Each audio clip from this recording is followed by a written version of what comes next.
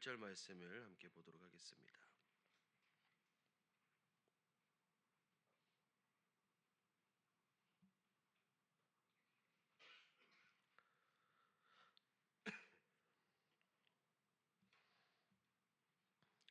사무엘하 우리 11장 1절 말씀을 함께 보도록 하겠습니다. 우리 한 목소리로 함께 읽습니다. 그 해가 돌아와 왕들이 출전할 때가 되매 다윗이 요압과 그에게 있는 그의 부하들과 온 이스라엘 군대를 보내니 그들이 암몬 자손을 멸하고 랍바를 에워쌌고 다윗은 예루살렘에 그대로 있더라. 아멘. 오늘 본문은 이스라엘 왕 다윗의 영적 나태함으로 인해 죄와 늪에 빠지는 장면입니다. 우리가 방금 읽은 1절 말씀을 보니 왕들이 출전할 시기임에도 불구하고 다윗은 군사들과 함께 전장에 나가는 대신에 왕궁에 그대로 머물러 있습니다. 열정보다 안일함을 택했던 거죠. 그런데 이렇게 이 사건은 평안의 때에 찾아온 방심이 다윗을 어떻게 무너뜨리는지를 순차적으로 차례적으로 보여주고 있습니다. 어떤 일이 일어났는지 오늘 함께 살펴보도록 하겠습니다. 내용 관찰 1번입니다. 요압과 이스라엘 군대가 랍바를 에워쌌을 때 다윗은 어디에 있습니까? 요압과 그에게 있는 부하들과 온 이스라엘 군대가 암몬 자손을 멸하고 랍바를 에워쌌으나 다윗은 지금 어디에 있습니까? 예루살렘에 그대로 머물러 있죠.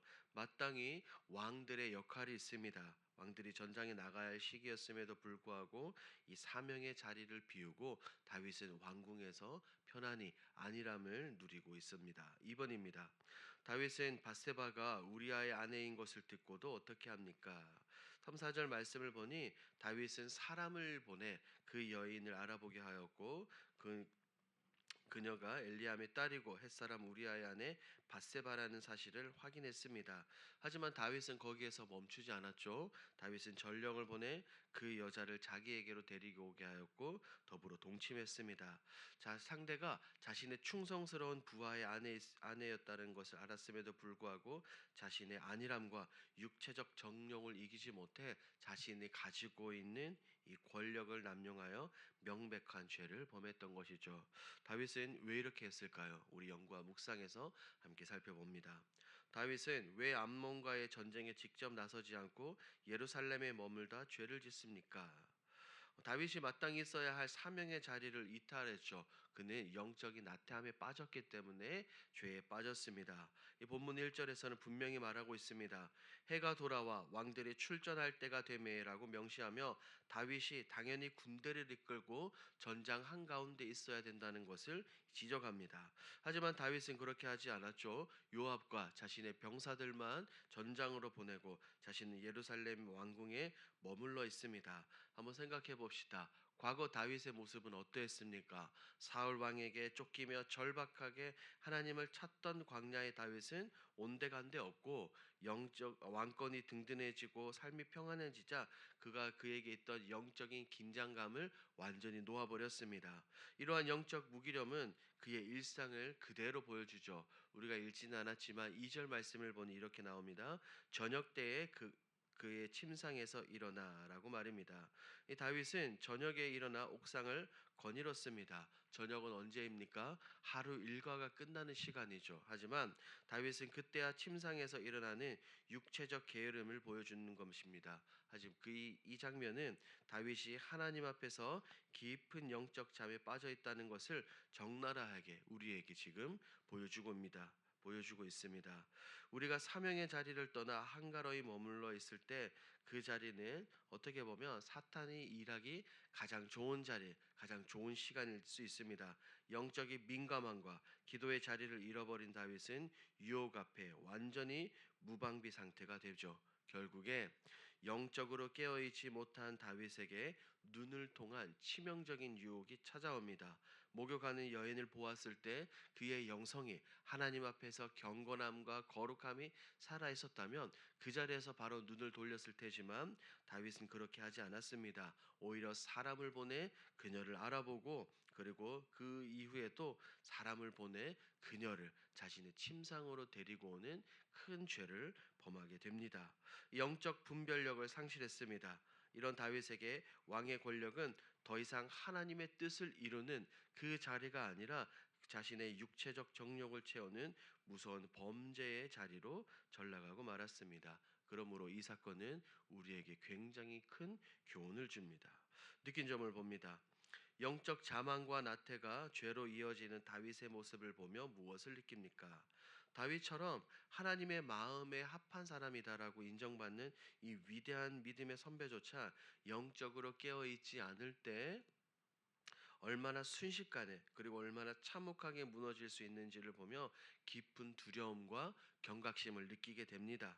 사망의 음침한 골짜기를 지날 때는 그렇게도 간절히 하나님을 찾고 하나님께 부르짖었던 다윗이었지만 왕권이 안정되고 모든 것이 평안해진 순간 그는 영적인 자리를 떠났습니다. 이런 다윗의 모습을 보며 저 자신의 신앙생활을 뼈저리게 돌아보게 됩니다. 저뿐만 아니라 우리 역시 그럴 것입니다. 삶의 고난과 위기가 닥쳤을 때는 눈물로 부르짖으며 하나님의 이름을 간구했습니다. 하지만 조금 살만해지고 삶 가운데 평안이 찾아오면 어떻습니까? 금세 영적인 긴장을 풀고 나태해지기 마련입니다. 이 정도는 괜찮겠지. 오늘 하루쯤은 쉬어도 괜찮겠지. 이 정도면 하나님께서 용서하실 거야 라는 이런 생각들, 영적 자만심과 타협이 우리 안에 자리 잡을 때 기도의 시간은 줄어들고 하나님과의 영적인 호흡의 시간은 줄어들고 육신의 욕망과 안목의 정욕은 여지없이 우리 삶을 때로는 집어삼켰습니다. 다윗의 몰락은 어느 날 갑자기 큰 죄를 지은 것이 아니라 그가 마땅히 있어야 할 이 사명의 자리에 있지 않았기 때문에 생겨났습니다. 저녁 늦게까지 침상에 누워있는 영적 무기력함에 빠져 있었기 때문에 시작이 되었습니다.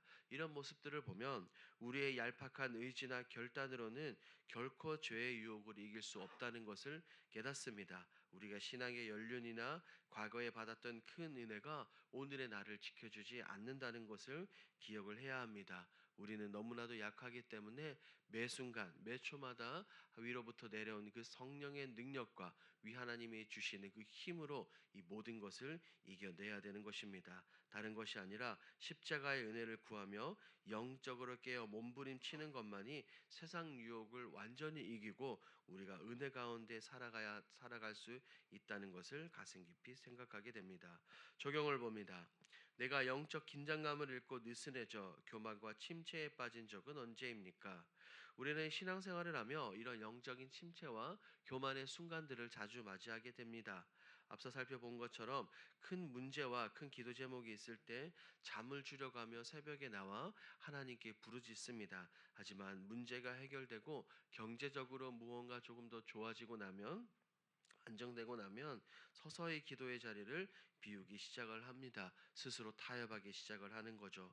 성경을 보면 대표적으로 솔로몬이 있습니다. 솔로몬은 어땠습니까? 왕위에 오른 직후 일천번제를 드리며 하나님 앞에 굉장히 겸손한 모습으로 엎드렸습니다. 하지만 나라가 태평성대를 누리고 부귀영화가 절정에 달했을 때 우리는 그의 모습을 기억을 합니다.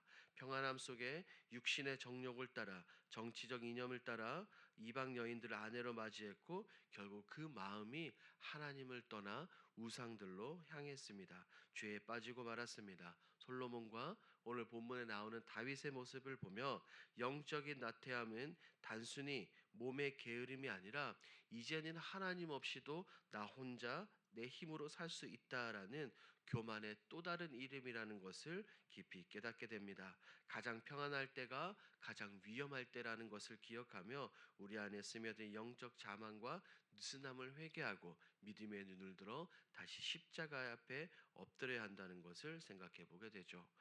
마지막 결단입니다. 거룩한 긴장감을 영적 전쟁에서 승리하기 위해 오늘 무엇을 실천하겠습니까? 오늘 말씀을 생각하며 다음과 같은 결단을 해보는 것은 어떨까요? 먼저는 하루의 시작과 끝에 우리의 사명의 자리, 나의 사명의 자리를 기도로 점검해 보는 것입니다. 다윗이 전장이 아닌 왕궁에 머물렀던 실수를 기억하며 오늘 하루 내가 마땅히 있어야 할 그 영적인 자리, 그것이 가정이든 직장이든 기도의 골방이든 그 영적인 자리를 이탈하지 않았는지 스스로 돌아보는 것입니다. 그리고 그 자리를 성실하게 지켜내게 해달라고 말씀 붙들고 십자가 붙들고 엎드리는 것이죠. 이어서 무의미한 휴식 시간에 1분 영적 호흡을 실천해 보는 것입니다. 다윗은 저녁 늦게까지 침상에 누워 있던 영적 게으름에 빠졌습니다. 우리가 이것을 생각하며 우리의 잠깐 찾아오는 그 휴식 시간에 무의미한 의미 없는 것들에 빠지기보다는 단 1분이라도 의도적으로 하나님의 이름을 부르거나 찬양을 듣거나 기도하거나 말씀을 붙드는 것입니다. 이렇게 할 때 우리 영혼의 긴장감을 깨우는 훈련이 될 것입니다. 오늘 하루 이것을 기억하시고 오늘 하루의 삶 가운데 이 모든 것을 실천하시는 저와 여러분들이 되길 우리 주님의 이름으로 축복합니다. 아멘. 오늘 들은 말씀을 기억하며 함께 기도로 나아가겠습니다. 첫 번째, 거룩함으로 구별된 삶을 살아가는 그리스도인이 되게 하옵소서. 교만함으로 나태와 침체에 빠지지 않게 하시고 거룩한 긴장감으로 영적 전쟁에서 승리하게 하옵소서. 오늘 3월 공동 기도 제목입니다. 모든 성도가 예수님의 참된 제자로 바로 서게 하시고 새롭게 단장될 성전에서 우리 내면의 신앙도 정결하게 재건되게 하옵소서. 성도들의 삶의 현장에서 복음의 증인이 되어 교회의 외형적 변화와 발맞추어 영적으로도 한 단계 더 성숙하게 하옵소서. 이와 같은 공동 기도 제목으로 기도하시고 여러분들이 가지고 오신 개인 기도 제목으로 우리 자유롭게 기도하시다가 돌아가겠습니다. 우리 주여 힘차게 부르시고 기도합니다. 주여, 주님